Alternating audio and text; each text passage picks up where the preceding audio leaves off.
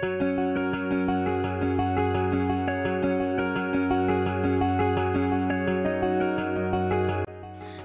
বন্ধুরা, আলাপি আমির একটি নতুন ব্লগে আপনাদের সকলকে স্বাগত। যে যেখান থেকে আমার এই ভিডিওটি দেখছেন তাদের সকলের সুস্থতা কামনা করে শুরু করছি আজকের আমার এই নতুন ব্লগ। আমরা আজকে যাচ্ছি দক্ষিণেশ্বরে মায়ের মন্দিরে পুজো দিতে। অনেক দিন ধরেই ভাবছি বন্ধুরা মিলে কোথাও একটা বেরোবো, কিন্তু হয়ে আর উঠছে না। মিঠু এখনো রয়েছে, মিঠু এখনো রাস্তায়, মিঠুর মেয়েও রাস্তায়। আজকে আমার এই ব্লগটি জীবনের সবচেয়ে দামি ব্লগ হতে চলেছে। ছোটবেলার সব স্কুল জীবনের বন্ধুরা আমরা সব আজকে একসাথে।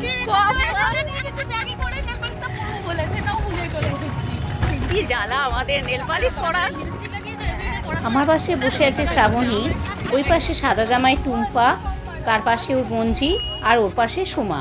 আরেকজনও আসছে, সে হচ্ছে মিঠু, ওর মেয়েকে নিয়ে আসছে শ্রীরামপুর থেকে, যার ফলে ওর পথটা অনেকটা দূর, তো তাই আমরা মোটামুটি আগেই পৌঁছে গেছিলাম ওর থেকে। আর ও আসছে শ্বশুরবাড়ি থেকে। এদিকে সোমা বাপের বাড়িতে এসেছিল, ওর বিয়ে হয়েছে সাঁতরাগাছি, সেটাও অনেক দূরের পথ।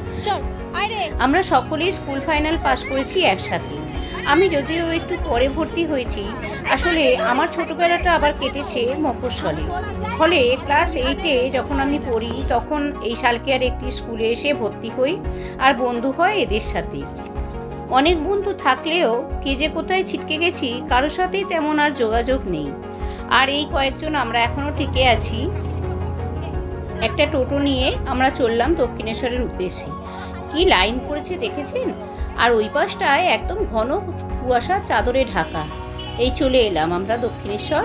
এইখানে অটো থেকে নেমে আমরা যাব স্কাই ওয়াক ধরে।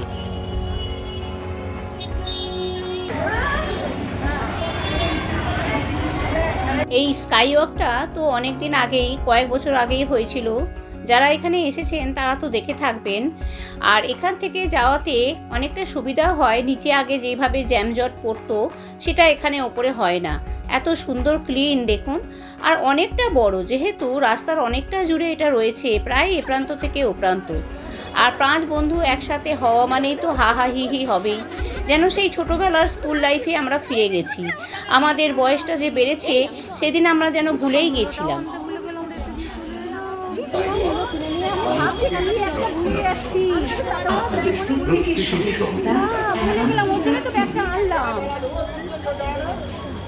এখানে এক কাণ্ড হয়েছে। মায়ের পুজো দেব বলে বাজার থেকে সকালবেলায় একটি মূলো, আলতা সিঁদুর কিনে নিয়েছিলাম, কিন্তু সেটাই না ব্যাগের মধ্যে পুরতেই ভুলে গেছি। তারপর ওখানে গিয়ে মনে পড়লো, কি আর করা, ওখানে আবার নতুন করে ডালি কিনে আবার পুজো দিলাম। আসলে প্রত্যেক বছর আমি আমাদের এখানের বাজার থেকেই সকালে মূলো কিনে রাখি আর যাবার সময় নিয়ে যাই। আর আজ দেখুন সবটা ফেলে রেখে চলে এসেছি। কি আর করা, এখান থেকেই একটা পুজোর ডালি কিনে নিয়ে পুজো দেব। আর দেখুন কথা বলতে বলতে আমরা মূল ফটকের কাছে চলে এসেছি। এখানেই মিঠুকে দাঁড়াতে বলেছিলাম, কিন্তু ও এখনও এসে পৌঁছায়নি, তাই জন্য আমরা ডালি সেন্টারে চলে গেলাম। সবাই মিলে ডালি কিনতে হবে, তো সময়টাও আবার একটু লাগবে।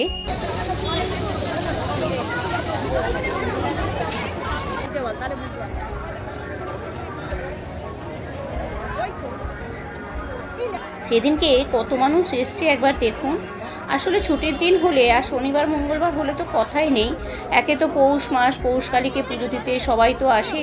আমাদের ডালি কেনা হয়ে গেছে, আমরা দাঁড়িয়ে রয়েছি মিঠুর জন্য।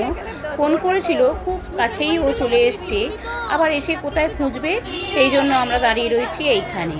আর যেহেতু মন্দির বন্ধ ছিল তাই জন্য লাইনটা অনেক পড়েছে। আর রেলিংয়ের ওই পাশ দিয়ে এবারে লাইনের ব্যবস্থা করা হয়েছে।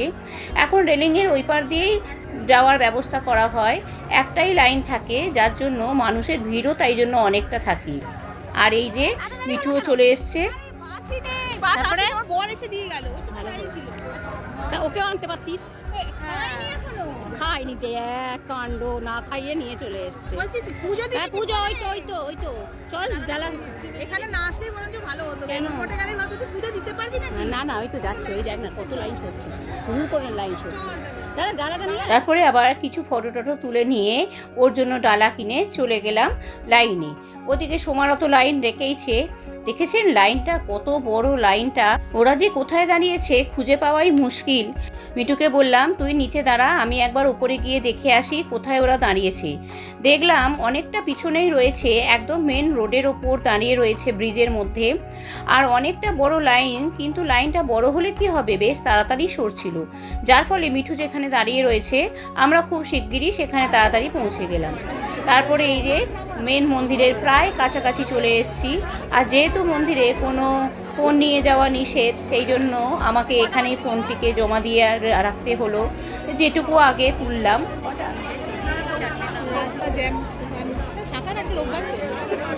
অনেকটা পথ না, অনেকটা দেরি হবে। তুই যাবি কিসে হবে? সেটাই তো, বিয়ে তো চলে গেল, সে তো আবার তার আবার টাইম লাগবে না বাচ্চা নিয়ে। তো নে না তুই কর, আমি একটু ভিডিও করি তোদের, তোরা ফটো তোল। যা, মন্দিরে পুজো টুজো দেওয়া হয়ে গেল, এখন সবাই ফটো তুলতে ব্যস্ত। আমাকেও ডাকছিল, তা আমি বললাম তোরা ফটো তোল, আমি তোদের ভিডিও করি। আর মন্দিরের ওই পাশটা দেখুন কি অপূর্ব লাগছে, এত সুন্দর লাইটিং দিয়ে মন্দিরটাকে সাজানো হয়। প্রতি বছরই এখানে এইভাবেই সাজানো হয়, আর প্রত্যেক বছর সারা বছরই থাকে এরকমভাবে, তবে ভিড়টা যেন পৌষ মাসে একটু বেশিই হয়। আজকে না একটি বন্ধুকে খুব মিস করছি, সে হচ্ছে মমতা। নতুন সিম, নতুন ফোন এইসবে চক্করে পড়ে সে যে কোথায় হারিয়ে গেল, তবে খোঁজ চলছে তারও। যদি কোনো দিন তাকে খুঁজে পাই ক্যামেরার সামনে তাকেও আনবো। স্কুল ফাইনাল পাস করে মিঠু চলে গেল অন্য স্কুলে সায়েন্স নিয়ে, আর সোমা চলে গেল আর্টস নিয়ে। আর আমরা এই কটা বন্ধু পড়ে রইলাম আমাদের স্কুলে, সাথে মমতাও। পরে যখন কলেজে গেলাম তখন মমতা, মিঠু, আমি তিনজনে আবার নতুন করে জার্নি শুরু করলাম বাংলায় অনার্স নিয়ে।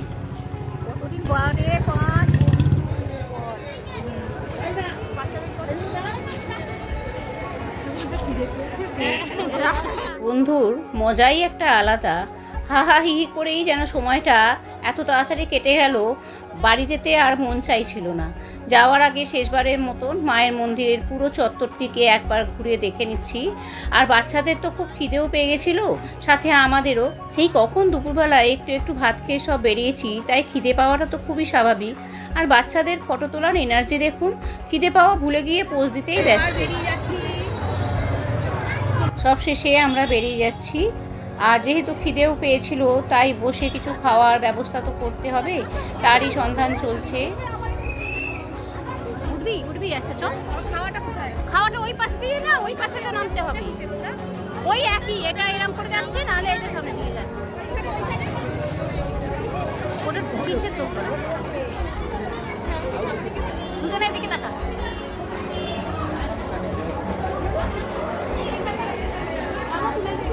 এইখান দিয়ে মিঠু যেহেতু আসেনি, তাই বলছে ফটো তুলবো না। ওর আবদারে কিছু দাঁড়িয়ে আমরা ফটোও তুলে নিলাম। কেন, এইগুলোই তো আমাদের জীবনের স্মৃতি হয়ে থাকবে সারা জীবন। আবার কবে সবাই মিলে একসাথে হব।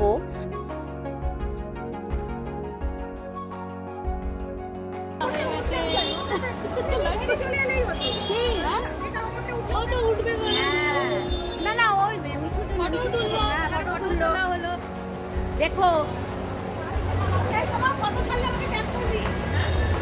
সবাই সবাইকেই ট্যাগ করবে।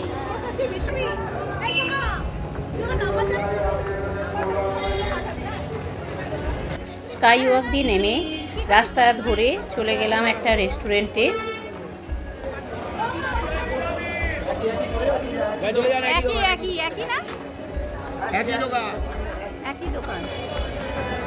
ঘড়ির সময় যেন ঝড়ের গতিতে ছুটে চলেছে, যেন মনে হলো এই তো একটু আগে এলাম, এর মধ্যেই সন্ধে হয়ে গেল।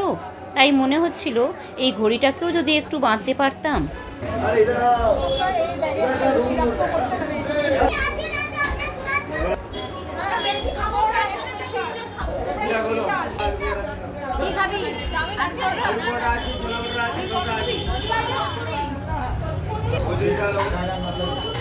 কি খাবি তোরা, কি খাবি?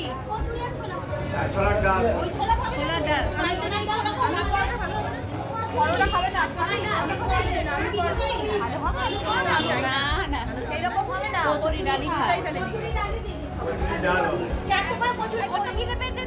পাঁচ বন্ধু আমরা যে একসাথে হতে পেরেছি, এটাই অনেক বড় ব্যাপার। মিঠু শ্রীরামপুর থেকে এসছিল, আর সোমা যেহেতু শালকিয়াতে ওর বাপের বাড়ি, ও এসছিল বাপের বাড়িতে, তাই আমরা একসাথেই ফিরবো। মিঠুকে তাই বেশিক্ষণ আর আটকালাম না, ওকে আমরা বালি স্টেশনে গিয়ে ট্রেনেতে তুলে দিয়ে এসছিলাম। এই যে চলে এসেছে গরম গরম কচুরি আর ছোলার ডাল। তবে না, এখনকার কচুরি আর সেই ছোটোবেলায় যখন বাবা মায়ের সঙ্গে পুজো দিতে আসতাম, সেই সব কচুরি ছোলার ডালের স্বাদই একটা আলাদা ছিল। দিন যত পাল্টাচ্ছে তত রান্নার রেসিপিও বদলাচ্ছে, সেই ছোটোবেলার স্বাদ যেন এখানে পেলাম না। আমাদের না এখান থেকে বেলুড় মঠে যাওয়ারও প্ল্যান ছিল, কিন্তু যেহেতু অনেকটাই দেরি হয়ে গেছে আর গেলে ওটা একটু ব্যাক সাইড হয়ে যাচ্ছে মিঠুর পক্ষে, কারণ ও তো থাকে শ্রীরামপুরে, যার ফলে ওখান থেকে ফিরতে পারবো না। আর যেহেতু ও মেয়ে নিয়ে এসেছে, দিনকালও এখন খুব একটা ভালো নয়, সেই জন্য বেশি রাত করলাম না। তাই খাওয়া দাওয়ার পরে একটু ঘোরাঘুরি করে তারপরে আমরা ট্রেনের দিকে চলে গেছিলাম। আরে খেলে তো আমাদেরই ভালো, যদি খায় তাহলে তো আমাদের বাচ্চাদের ধর্মই তাই। এখন কোন বাচ্চা খায় বল দিদি? আমি ওর মাকে বলি কি তো ওকে একদিন না দেখি দাও খাওয়া দাওয়া হলো তো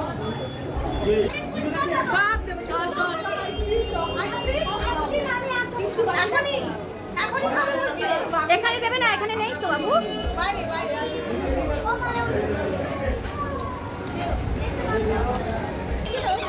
না না না, দুদিন যেরকম ঠান্ডা পড়েছিল, 1 তারিখে বলছে ওই শাড়ি ক্যান্সেল, শাড়ি ক্যান্সেল।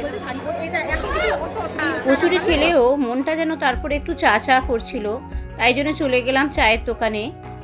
আর শীতকালে চা খাবো না তা কি করে হয়? বাচ্চারা খেলো আইসক্রিম, আমরা খেলাম চা। দিয়ে দেবে একটাকে দাও আর ওকে একটা কি কোন দাও। তোরা তো আইসক্রিম খাবি? পিঙ্ক বাটি আইসক্রিম খাবি? এটা দাও। আমরা চা খাবো, আমরা চা খাবো। আর কি একটা কোন দাও, চকলেট কোন। এই যে আমাদের 5টা চা চলে এসছে। সব বন্ধুরা চায়ের ভার হাতে নিয়ে নানান ধরনের গল্প গুজবে মেতেছি, আর সাথে চলছে ফোন নাম্বার দেওয়া নেওয়ার পালা।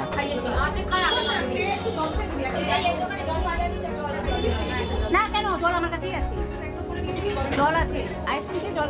এখানে অনেকের কাছেই অনেকের নাম্বার ছিল না, কিন্তু সোশ্যাল মিডিয়ার দৌলতে সকলের সাথেই সকলের আলাপ ছিল। কিন্তু এই যে বসে আছে শ্রাবণী, এর নাম্বার যেমন আমার কাছে ছিল না, তো টুম্পা মাঝখানে যে মেয়েটি দাঁড়িয়েছিল তাকে আমি বললাম যে যখন আসবি শ্রাবণীকেও যেন নিয়ে আসিস। এইভাবে সকলের সাথে সকলের যোগাযোগ ছিল। তবে আজকে যোগাযোগটা আরও পাকা হলো ফোন নাম্বার আদান প্রদানের মাধ্যমে।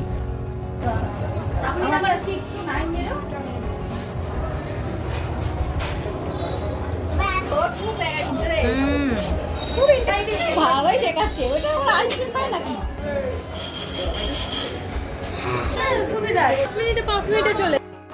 চাটা খাওয়া হলো, তারপরে একটু ঘুরতে ঘুরতে সবাই বলল ফুচকা খাবে। এবার ফুচকার জন্য খোঁজ পড়লো, তো ফুচকাওয়ালা তো টিকিই পাওয়া যাচ্ছে না, এই ভদ্রলোক সেই ফুচকাওয়ালার সন্ধান দিচ্ছে। আবার বাচ্চারা সাথে রয়েছে, তাই ওদেরকেও কিছু সবাই মিলে কিনে দিলাম। দোকানে এত জিনিস দেখে বাচ্চারা তো দিশেহারা, কোনটা ছেড়ে কোনটা নেবে। এদের দেখে না আমাদের ছোটবেলাকার কথাও মনে পড়ে যাচ্ছিল। যখনই আসতাম মা বাবাকে বায়না করতাম কিছু একটা কিনে দেওয়ার জন্য, সেই সব ছোটবেলাকার স্মৃতি যেন এদের মধ্যে দেখতে পেলাম।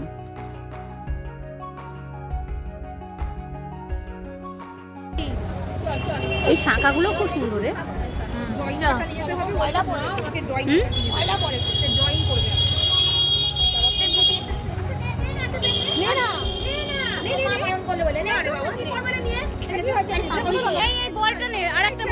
দুটো বল, হ্যাঁ বল নিয়েছিস না? তুই তাহলে দাম দিস না। সবকিছু কেনাকাটা হলো, এবার আমরা চললাম ফুচকার সন্ধানে।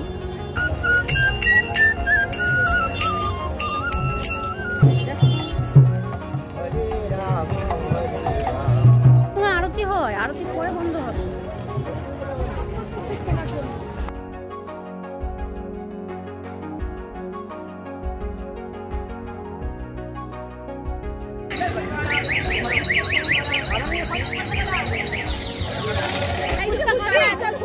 ফুচকা খা, ফুচকা খা। দই পাপড়ি চাট, ও পাপড়ি চাট। এলাম ফুচকার সন্ধানে, পেলাম পাপড়ি চাট, তাই সই। না ফটো না, আমি দেখতে পাচ্ছি যে পজিশনটা কিরকম সেইটাই দেখতে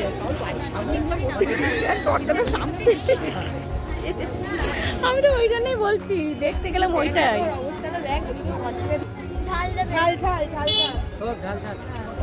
না ওরটা একটা ঝাল ছাড়া।